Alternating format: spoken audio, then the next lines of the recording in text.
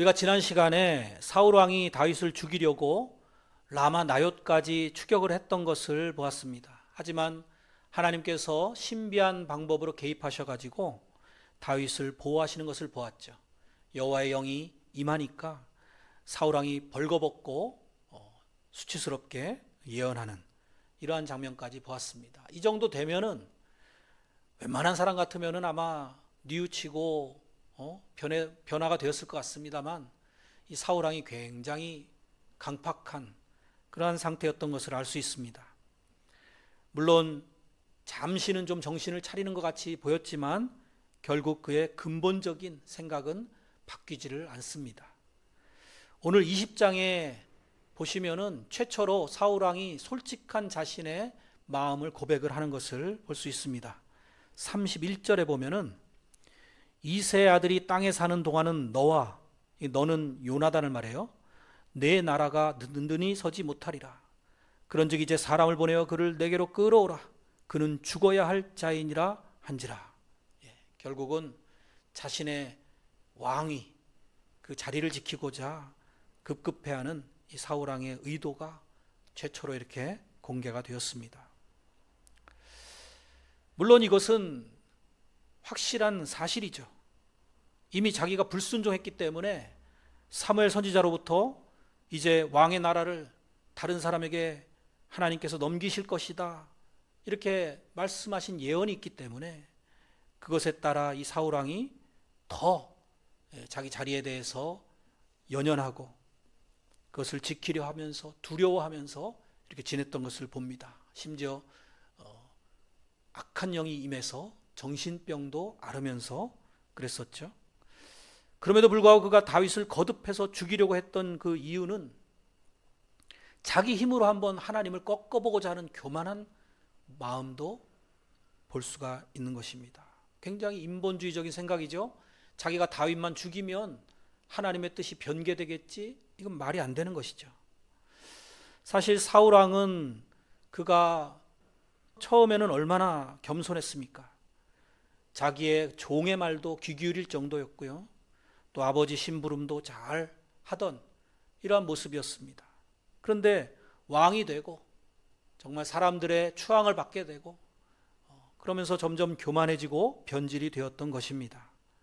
심지어 하나님의 말씀조차 귀 기울여 듣지 않는, 거기에 대적하고자 하는 이런 모습을 보이는 것은 교만의 극치라고 할 수 있습니다. 그러한 자의 결말은 무엇이겠습니까?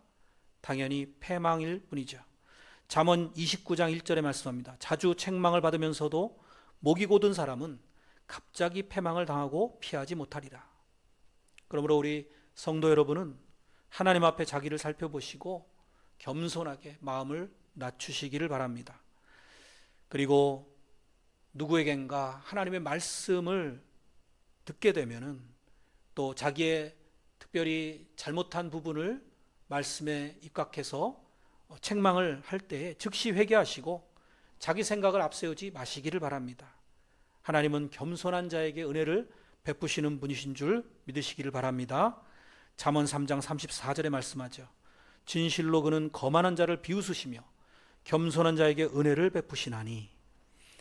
그래서 오늘 본문에는 그동안에 이 사울 왕의 모습을 볼 때 쉽게 바뀌지 않을 것이라 예상하고 다윗이 이제 요나단에게 이야기한 것입니다. 자신의 그 심정을 토로했어요. 그러자 요나단은 그래도 한 가닥 기대를 가지는 모습을 봅니다. 아버지가 그래도 전에 너를 죽이지 않겠다라고 분명히 나랑 약속을 했는데 아마 나와 의논하지 않고 그런 일을 다시 벌이지는 않을 것이다. 이제 라마 나옅에서 아버지는 회개하고 이제 다른 모습으로 살아갈 것이다. 이러한 이제 생각으로 다윗에게 그럼 내가 이제 한번 조용히 아버지의 의중을 떠보겠다. 이렇게 하는 장면입니다.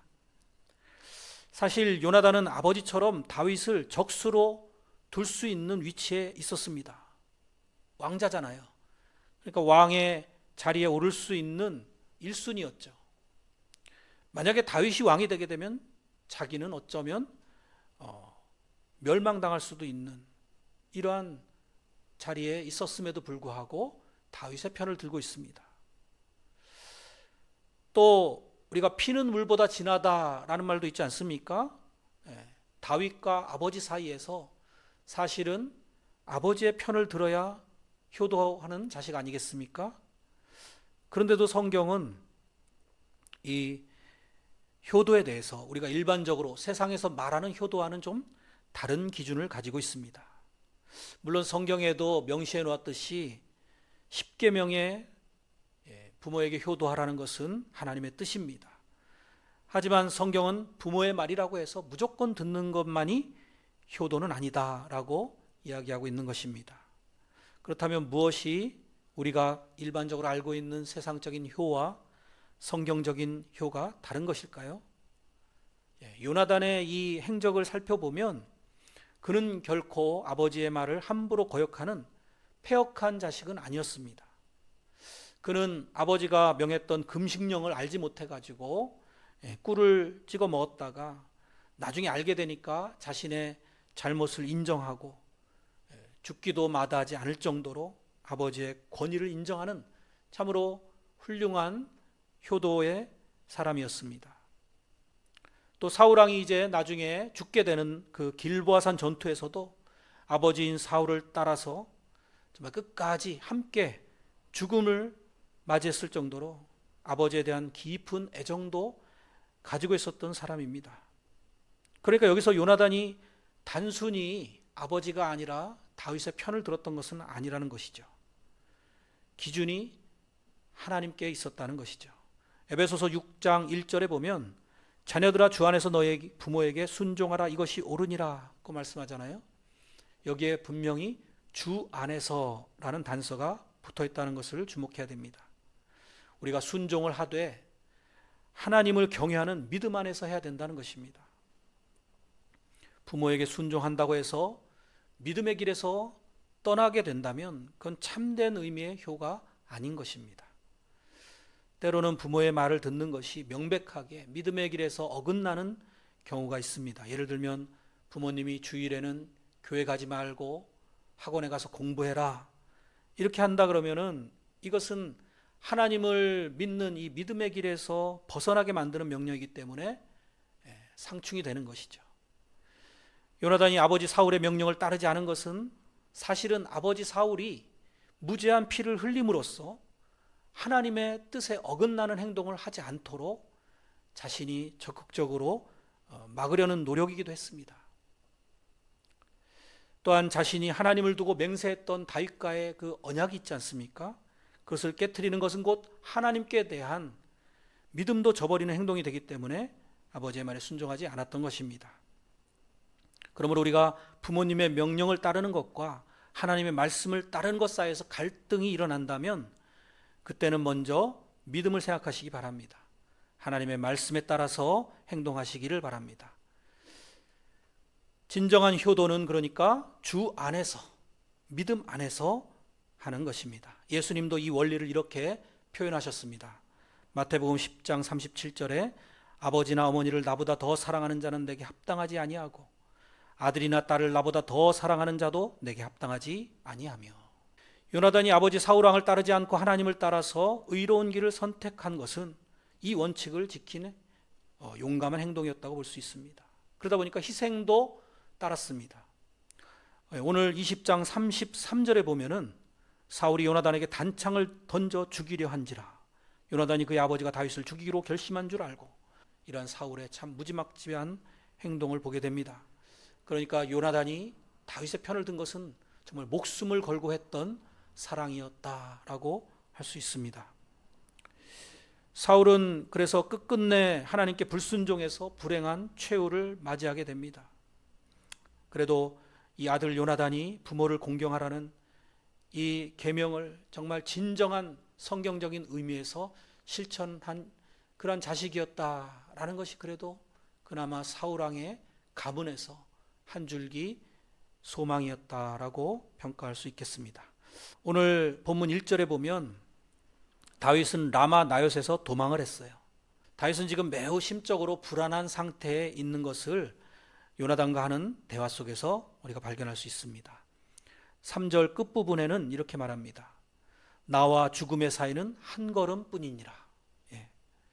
참 절박한 상황, 요즘 말로 하면 아주 패닉 상태에 빠져 있는 것 같습니다.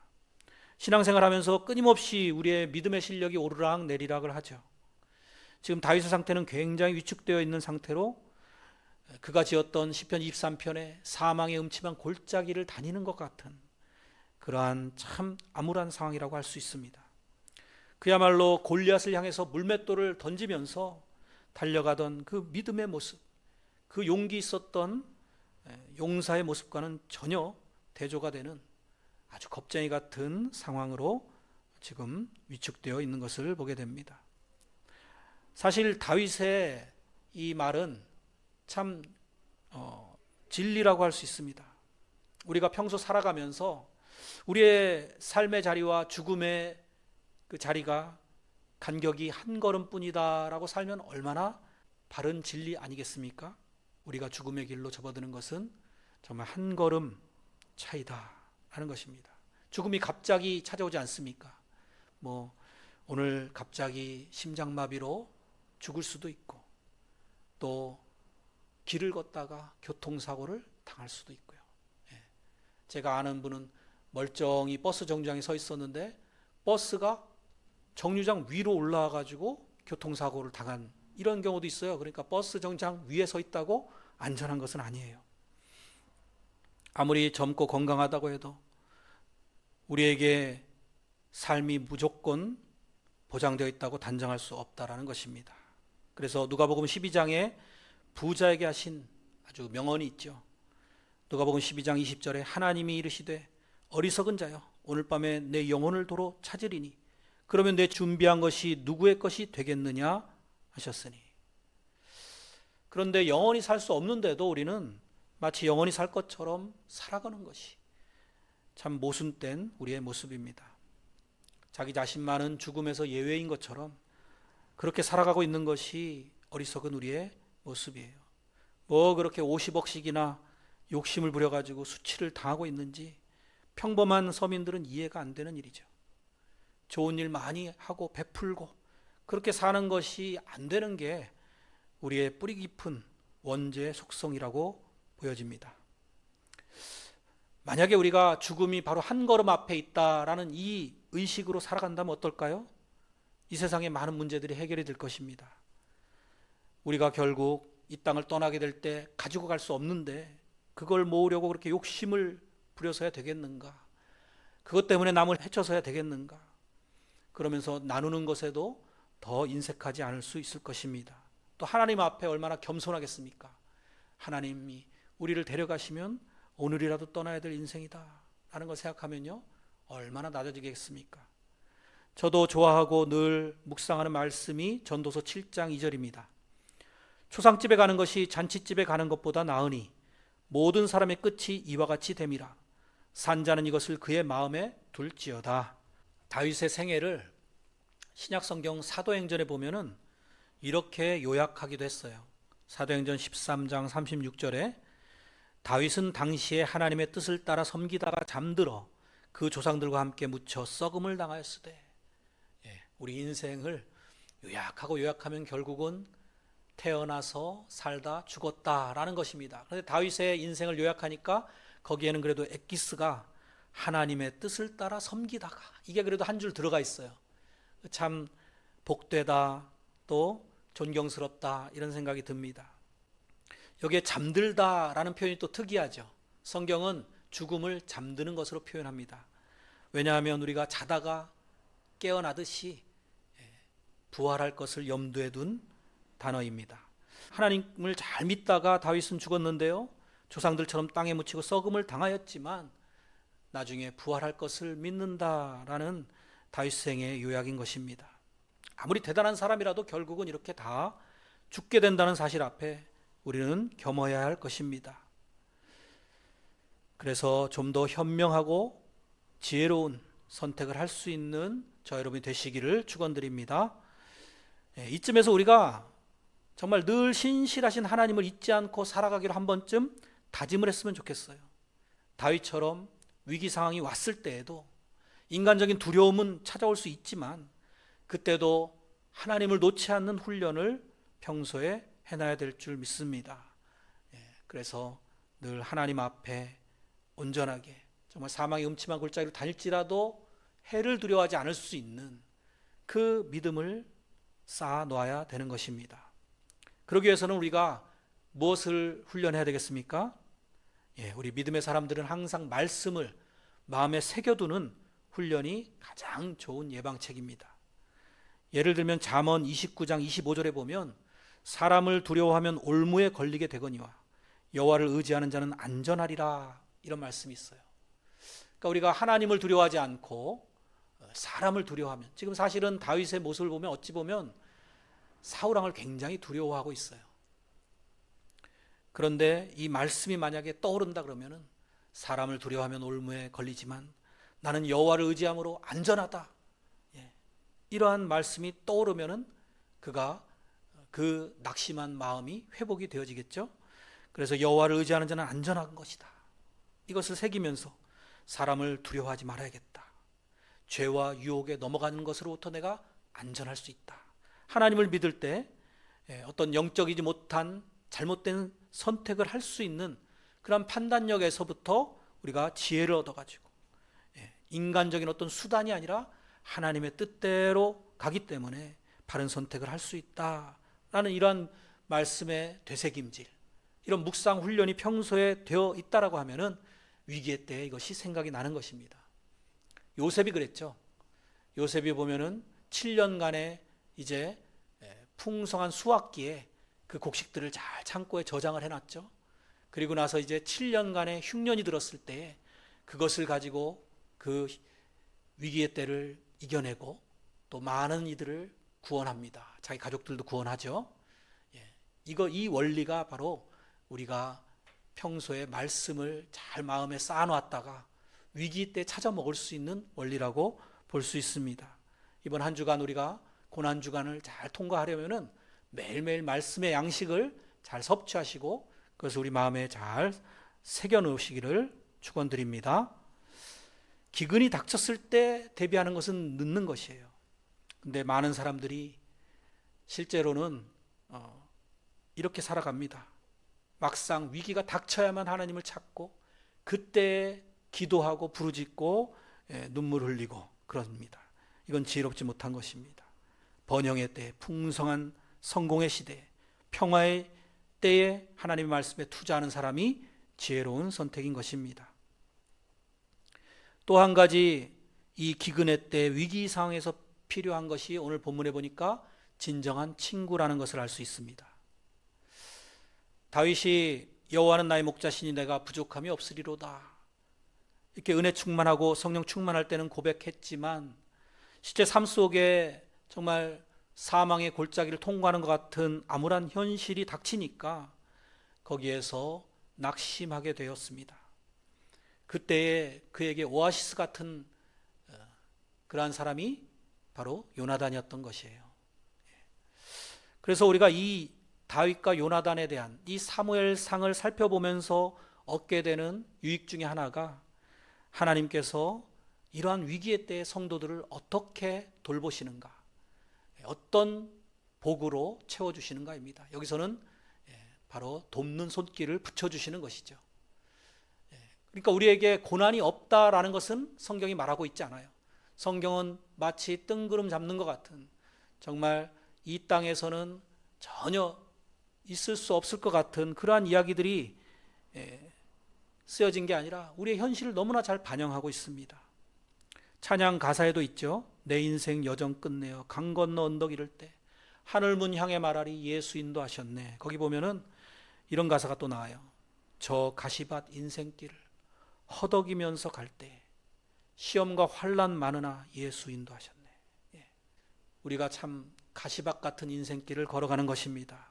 모세도 홍해를 통과하니까 그것으로 이제 모든 것이 해결되었다라는 것이 아니었죠. 그때부터 이제 고난이 시작되어 광야 생활을 하게 되지 않았습니까? 시험과 환난 속에서도 어떻게 견뎌낼 수 있도록 은혜를 베푸시는가, 이것을 우리가 주목해서 보고 우리 삶에 적용해야 될 것입니다. 돕는 손길을 보내주셨습니다. 이러한 돕는 손길을 붙여주시는 은혜가 저 여러분의 삶 가운데 있기를 축원드립니다. 다윗처럼 억울한 일을 당할 때, 정말 어려운 상황에 처했을 때 가슴을 툭 터놓고 하소연할 친구가 없다면 얼마나 견디기가 힘들겠습니까? 비단 어려움에 처했을 때뿐만이 아니죠. 즐거울 때, 기쁜 일을 만났을 때에도 함께 기뻐해 줄 사람이 없다라고 하면은 그 기쁨은 금세 사라져 버릴 것입니다. 그리고 크게 의미 없게 느껴질 수도 있을 겁니다. 그러므로 정말 속마음을 털어놓을 수 있는 진정한 친구가 있다라는 것은 이 땅에서 살아가면서 가장 값지고 고귀한 보물일 것입니다. 혹시 여러분 가운데에는 그런 친구가 없다라고 실망하시는 분이 계십니까? 하지만 우리에게는 정말 세리와 죄인에게까지 기꺼이 친구가 되어주기를 마다하지 않으신 예수님이 계십니다. 그분이 바로 저와 여러분의 친구가 되어주셨고 또 지금도 친구가 되어주시기로 기뻐하고 찾고 계십니다. 요한복음 15장 15절에 말씀합니다. 이제부터는 너희를 종이라 하지 아니하리니 종은 주인이 하는 것을 알지 못함이라. 너희를 친구라 하였노니 내가 내 아버지께 들은 것을 다 너희에게 알게 하였음이라. 주님께서 우리에게 알게 하셨죠. 진리를 가르쳐 주셨습니다. 그렇기 때문에 우리를 종이 아니라 친구 삼아 주셨다라는 증거로 말씀하고 계십니다. 그분은 우리의 진정한 친구요 가장 좋은 분이십니다. 유일하게 우리의 속마음을 다 터놓고 이야기할 수 있는 분이세요. 그분은 이기적인 관계를 넘어서 정말 좋을 때뿐만 아니라 힘들 때에도 진정한 친구로서 목숨까지 아낌없이 내어주셨습니다. 요한복음 15장 13절에 사람이 친구를 위하여 자기 목숨을 버리면 이보다 더 큰 사랑이 없나니 말씀하셨어요. 그것을 목숨 바친 생애로 증명을 하셨어요. 오늘 요나단에게서도 이런 예수님의 그림자를 엿볼 수가 있습니다. 17절에 보니까 다윗에 대한 요나단의 사랑이 그를 다시 맹세하게 하였으니 이는 자기 생명을 사랑한 같이 그를 사랑함이었더라. 생명같이 사랑했다라는 거. 이건 예수님의 사랑의 모습을 구약에서 보여주는 겁니다.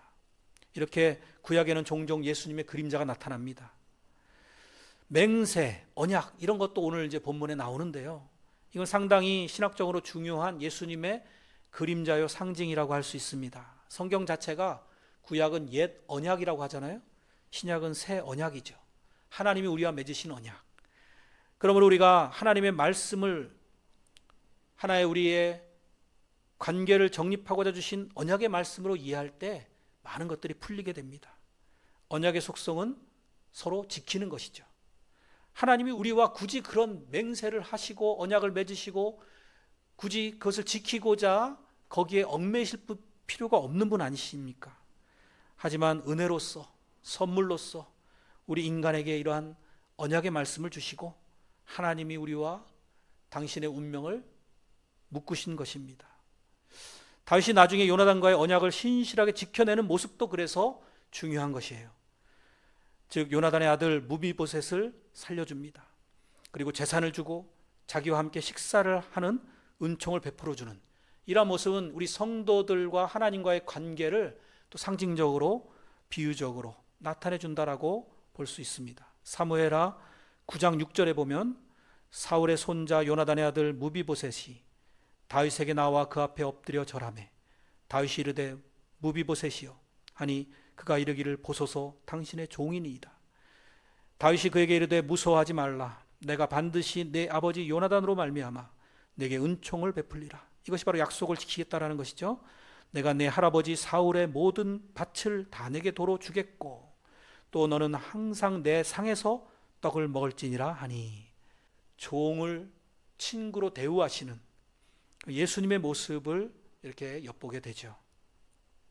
예수님께서도 우리와 친구가 되어주실 때 한 가지 단서 조항을 근데 말씀을 하셨습니다. 요한복음 15장 14절에 너희는 내가 명하는 대로 행하면 곧 나의 친구라. 그러니까 죄송하지만 아무나 다 예수님의 친구는 아닙니다. 예수님의 명하시는 그 말씀대로 행할 때의 친구다라는 것입니다. 모든 사람에게 연련은 있지만 모든 사람이 다 그리스도의 친구가 될 수 있는 것은 아니라는 것이죠. 우리 예수님의 말씀대로 지켜 행하는 그러한 자가 되어서 진정한 예수님의 친구들이 되시기를 축복합니다. 그리고 진정한 친구라면 때로는 좋은 이야기뿐만이 아니라 쓴소리도 할 수 있어야죠. 직언을 할 수 있어야 되는 거 아니겠습니까? 여러분 주변에 소위 친구라고 할 수 있는 가까운 사람들 한번 점검해 보십시오. 그들이 그냥 아부만 하고 전혀 나에게 쓴소리나 바른 소리를 하지 않는다라고 하면은 진정한 친구인지 의심을 해봐야 됩니다. 먼저 우리가 앞서 살펴본 대로 진정한 친구라면 좋을 때뿐만 아니라 어려울 때도 요나단이 지금 그랬죠. 떠나지 않고 늘 함께 있을 수 있어야 되고 뿐만 아니라 좋은 말뿐만 아니라 쓴소리, 직언도 할 수 있어야 됩니다. 요나단은 특별히 자기 아버지에게도 그렇게 하나님의 성경에 입각해서 진리에 입각해서 직언을 했던 것을 보게 됩니다. 우리가 설교에서도 그래서 나한테 듣기 좋은 말씀만 가려 듣는다면 진정한 예수님의 친구라고 할 수가 없는 거예요. 예수님께서 하시는 말씀 중에는 우리의 정말 심령 골수를 찔러 쪼개기까지 하는 그러한 쓰디쓴 말씀들이 있습니다. 사랑의 채찍질 같은 말씀들이 있어요. 그것도 새겨 들을 수 있어야 우리가 진정한 친구라고 할 수 있겠습니다. 예수님께서 사랑뿐만 아니라 진노와 심판에 대해서도 말씀하셨지 않습니까? 천국뿐만 아니라 지옥에 대해서도 말씀하셨습니다. 그리고 예수님께서는 제자들에게 산자와 죽은 자를 심판하러 다시 재림할 것이라고 설교하셨습니다. 이것을 우리가 늘 기억하며 살아가고 있는지 모르겠습니다. 우리가 오늘 사도신경에서도 고백했듯이 산자와 죽은 자를 심판하러 다시 오시리라는 이 사실을 늘 경각심을 가지고 마음에 새기고 살아가야 될 줄로 믿습니다. 우리가 특히 좋아하는 성경 구절이죠. 복음적인 성구 요한복음 3장 16절 하나님이 세상을 이처럼 사랑하사 독생자를 주셨으니 이는 그를 믿는 자마다 멸망하지 않고 영생을 얻게 하려 하심이라. 그런데 우리가 그 말씀만 받는다라면은 정말 좋은 말만 들으려고 하는 마음이라고 할 수 있어요. 그 바로 뒤에 18절에 보면 이렇게 말씀합니다. 그를 믿는 자는 심판을 받지 아니하는 것이요 믿지 아니하는 자는 하나님의 독생자 이름을 믿지 아니함으로 벌써 심판을 받은 것이니라. 이렇게 우리가 구원뿐만 아니라 그 이면에 있는 심판도 새겨 들을 수 있어야 됩니다. 이번 주는 특별히 고난주간 종료주일을 기점으로 해가지고 한 주간의 고난주간 아닙니까? 이러한 때에 특별히 그 고난과 십자가의 죽음과 그 죽음의 길을 묵묵히 걸어가셨던 예수님의 사명자의 그 모습과 우리를 위한 희생, 헌신, 그 아픔, 눈물, 슬픔 이런 것들을 다 우리가 기억하고 마음에 새기고 우리도 따르겠다라고 하는 각오를 다지고 그렇게 나아가야지 부활만, 영생만, 천국만 이렇게 생각하면서 사는 것은 우리가 쓴소리를 듣지 않으려고 하는 본성이다라고 생각해야 되겠습니다. 진정한 친구의 반열에 오르시기를 바랍니다. 데살로니가전서 5장 14절에 또 말씀하죠. 또 형제들아 너희를 권면하노니 게으른 자들을 권계하며 마음이 약한 자들을 격려하고 힘이 없는 자들을 붙들어주며 모든 사람에게 오래 참으라. 이러한 모습이 오늘 요나단의 모습이 되겠습니다. 우리 믿음의 형제들 가운데에는 다른 사람들보다 마음이 약해서 낙심하기 쉬운 사람들이 있습니다. 오늘 다윗의 모습이 사실은 굉장히 낙심한 상태였어요. 그럴 때 우리가 권면하고 권계하고 격려하고 붙들어주고 오래 참을 수 있는 이것이 진정한 친구의 모습이요 성숙한 성도의 자세인 것입니다. 요나단과 다윗을 한번 비교해서 생각해 보십시오. 다윗은 지금 자기의 장래에 대해서 이제 죽음이 한 걸음 앞으로 다가왔다라고 이렇게 참 낙심하고 절망적인 비전도 소망도 없어 보이는 풀이 죽은 모습이었습니다. 그런데 요나단은 어땠습니까? 앞서 살펴봤던 18장에서도 자신의 겉옷과 군복과 활과 띠를 다윗에게 주기도 했고요. 또 19장에서는 다윗을 세운 것은 하나님의 뜻이라고 자기 아버지 사울에게 변호하기도 했고요. 오늘 20장에서는 다윗이 하나님과 함께 하시는 자다라고 인정을 하고 있습니다. 15절입니다. 여호와께서 너 다윗의 대적들을 지면에서 다 끊어버리신 때에도 너는 내 인자함을 내 집에서 영원히 끊어버리지 말라 하고, 즉 자기의 가문이 결국은 다윗의 대적이기 때문에 몰락할 것이다 라고 믿고 있었습니다. 요나단은 지금 사실은 어찌 보면은 더 심각할 수 있고 더 위축되고 그럴 수 있는 상황이었지만 그에게도 위기의 상황이었습니다. 하지만 그에게는 믿음의 큰 확신을 보여주고 있습니다. 믿음의 담대함을 보여주고 있어요. 그래서 변함없이 믿음을 유지할 수 있는 것, 이것도 중요합니다. 좋을 때뿐만 아니라 어려울 때도 지속할 수 있는 믿음의 마음, 그것이 우리가 이 땅에서 지켜나갈 믿음의 본질인 것입니다. 요나단은 다윗이 자기에 대한 그러한 믿음이 확실하지 않고 좀 낙심하고 있었을 때에도 끝까지 지지하면서 그에게 용기를 북돋아주고 힘을 공급해 주었던 것입니다. 예수님께서도 우리를 포기하지 않으시고 세상 끝날까지 우리에게 힘과 용기를 더해 주시고 공급해 주실 것을 믿으시기를 바랍니다. 사랑하는 성도 여러분, 이제 20장까지 오니까 어느덧 사울은 역사의 뒤안길로 사라져가는 것을 보게 됩니다. 그리고 지금 고난을 받고 있긴 하지만 점점 다윗이 중심에 솟아오는 것을 발견할 수가 있습니다. 이것은 성경의 관심이 세상의 관심과는 다르다라는 것이죠. 당시에 세상의 지금 권력자는 사울이었습니다.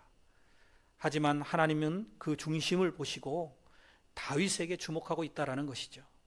세상의 언론은 누구를 주목합니까? 권력자들을 주목합니다.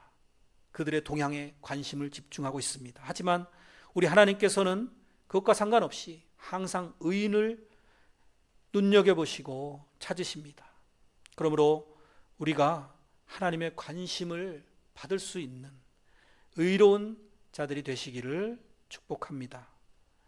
세상적인 시각에서는 정말 이 다윗은 이제 도망자의 신세로 전락하게 되고 저주받은 것 같은 모습으로 나아가게 됩니다. 반면에 사울은 점점 그 왕권이 확고해지는 것 같은, 이제 막 다윗을 죽이려고 막 쫓아다니는 모습을 보면은요, 아주 기세등등합니다. 하지만 실상은 어떻습니까? 하나님의 시각에서 볼 때는 다윗은 잠시 연단의 기간을 거쳐서 더욱 확실하고 아주 견고한 그러한 믿음의 왕으로 세워질 기간이었던 것입니다. 실제로 그의 믿음은 이 고난의 때를 잘 통과하고 나서 더 견고하고 깊어집니다. 그러므로 우리가 일시적이고 세상적인 축복을 부러워하지 마시고 오늘 요나단의 모습을 포함해서 예수님의 그 진실된 사랑의 모습을 본받으시고 또 다윗의 연단처럼 예수님이 걸어가셨던 고난의 길과 그 끝에 있을 부활의 승리를 바라보시기를 바랍니다. 의를 위하여 박해당하는 자는 복이 있다고 말씀하셨죠. 고난의 때를 잘 통과하시고 부활의 영광의 날을 잘 맞이하시며 정말 용기와 담대함으로 우리의 믿음의 여정을 끝까지 인내하시고 싸워 나가심으로 승리하시는 저와 여러분들이 다 되시기를 주님의 이름으로 간절히 축원드립니다.